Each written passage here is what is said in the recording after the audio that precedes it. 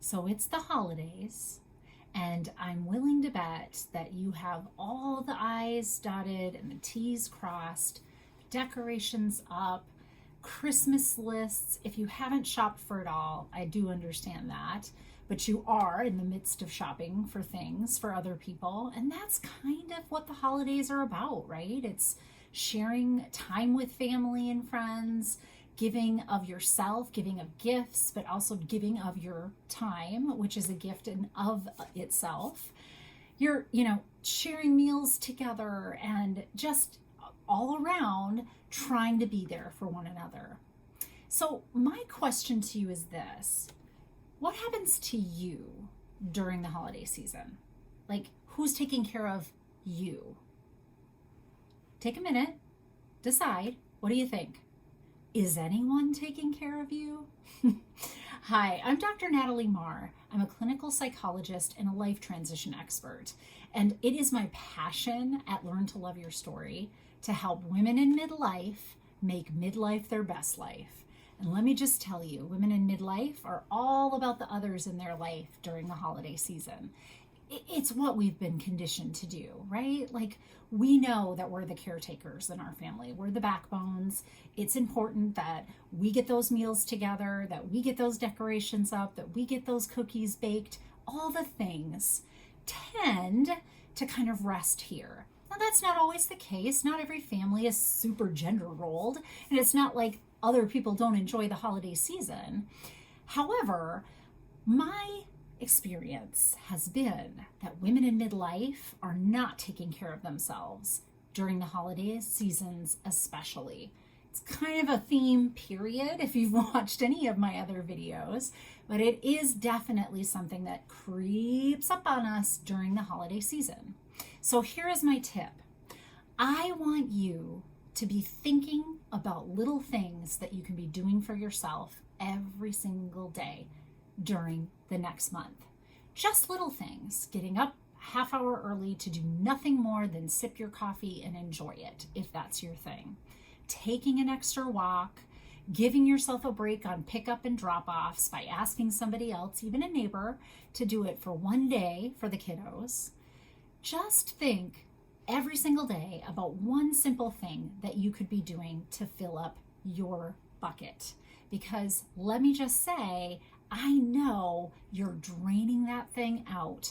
And by the time we get to January 1st, most women in midlife are ready to just flat out go to sleep for the month of January. So instead of finding yourself there, especially when we all want to set New Year's resolutions and change things up, oh my gosh, that's going to take emotional bandwidth too, right? I want you to be thinking about yourself every single day. And I actually want you to be very thoughtful about this. So in the wintertime, at least where I live in the Midwest, the days get super short. And there's more darkness than there is light in this part of America. If you're living in a similar place and you know sunlight and vitamin D is good for you, but you also maybe you know that it actually energizes you, here's what I want you to do. Schedule time to be in the sun. I know that sounds like the silliest thing I've ever said, right? But I promise you, this is just a key thing for you to be doing. And because the days are shorter, it really has to be a scheduled item.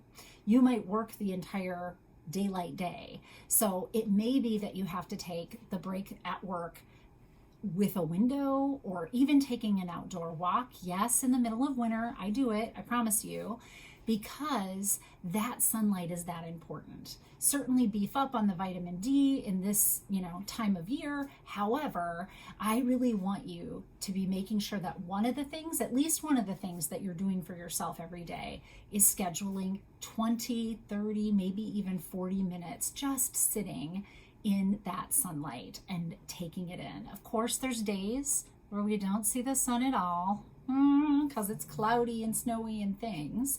So on those days, beef up in another area, right? But this one I really want you to be particular about.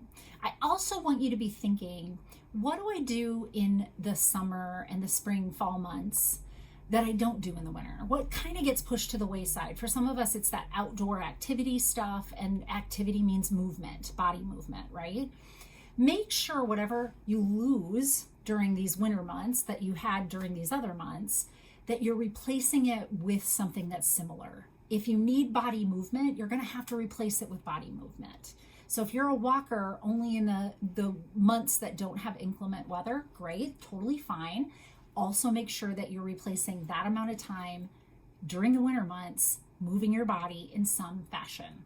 And movement does not mean that you have to take a step aerobics class or a cycling club or anything like that. All it means is whatever your usual state is, take it up a notch. I sit all day, sitting across the couch talking to people. So for me, movement is anything that has me on my feet. In fact, sometimes when I'm home, I just stand quite a bit. Don't sit, but just do things or stand and talk with people, just because during the day I don't have a chance to do that. So think very thoughtfully about what these items are going to be that you're going to be doing for yourself. And I promise you, you will get to January 1 and be like, let's do this. And guess what? I have some fun stuff for us in January.